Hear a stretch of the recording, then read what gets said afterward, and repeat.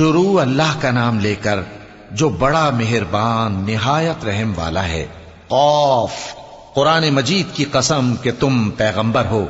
اصل بات یہ ہے کہ ان لوگوں نے تعجب کیا کہ انہی میں سے ایک خبردار کرنے والا ان کے پاس آیا تو کافر کہنے لگے کہ یہ بات تو بڑی عجیب ہے، بھلا جب ہم مر گئے اور مٹی ہو گئے تو پھر زندہ ہوں گے؟ یہ زندہ ہونا عقل سے بعید ہے۔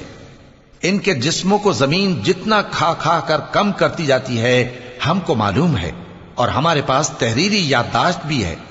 بلکہ عجیب بات یہ ہے کہ جب ان کے پاس دین حق آ پہنچا تو انہوں نے اس کو جھوٹ سمجھا، سو یہ ایک الجھی ہوئی بات میں پڑے ہیں۔ کیا انہوں نے اپنے اوپر آسمان کی طرف نگاہ نہیں کی کہ ہم نے اس کو کیسے بنایا اور سجایا، اور اس میں کوئی شگاف تک نہیں؟ اور زمین کو دیکھو، اسے ہم نے پھیلایا اور اس میں پہاڑ رکھ دیے اور اس میں ہر طرح کی خوشنما چیزیں اگائیں تاکہ رجوع لانے والے بندے ہدایت اور نصیحت حاصل کریں۔ اور ہم نے آسمان سے برکت والا پانی اتارا اور اس سے باغ اگائے اور کھیتی کا اناج اور لمبے لمبے کھجور کے درخت جن کا گابھا تہ بتہ ہوتا ہے۔ یہ سب کچھ بندوں کو روزی دینے کے لیے کیا ہے۔ اور اس پانی سے ہم نے مردہ زمین کو زندہ کیا، بس اسی طرح قیامت کے روز نکل پڑنا ہے۔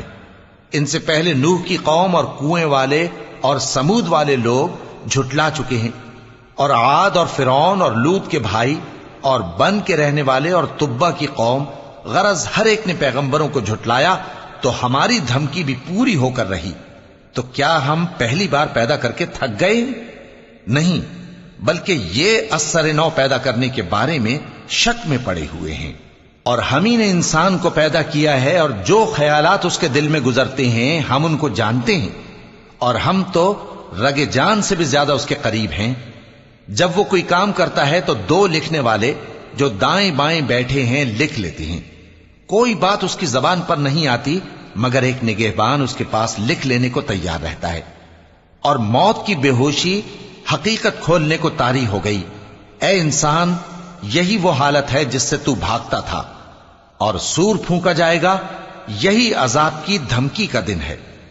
اور ہر شخص ہمارے سامنے اس حال میں آئے گا کہ ایک فرشتہ اس کے ساتھ ہانکنے والا ہوگا اور ایک اس کے اعمال کی گواہی دینے والا۔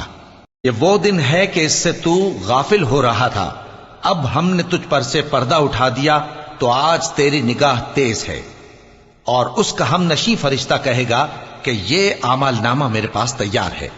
حکم ہوگا کہ ہر سرکش ناشکرے کو دوزخ میں ڈال دو، جو مال میں بخل کرنے والا، حد سے بڑھنے والا، شبہ نکالنے والا تھا، جس نے اللہ کے ساتھ اور معبود مقرر کر رکھے تھے، تو اس کو سخت عذاب میں ڈال دو۔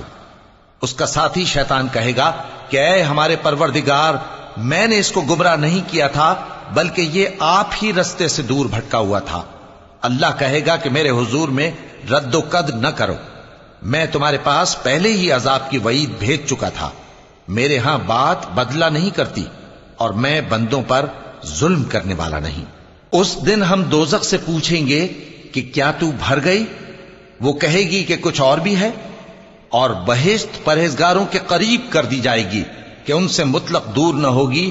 یہی وہ چیز ہے جس کا تم سے وعدہ کیا جاتا تھا، یعنی ہر رجوع لانے والے، حفاظت کرنے والے سے، جو رحمان سے بن دیکھے ڈرتا رہا اور رجوع کرنے والا دل لے کر آیا، اس میں سلامتی کے ساتھ داخل ہو جاؤ۔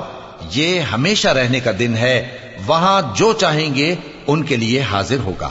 اور ہمارے ہاں اور بھی بہت کچھ ہے، اور ہم نے ان سے پہلے کئی امتیں ہلاک کر ڈالیں، وہ لوگ ان سے قوت میں کہیں بڑھ کر تھے۔ پھر وہ شہروں میں گشت کرنے لگے، کیا کہیں بھاگنے کی جگہ ہے؟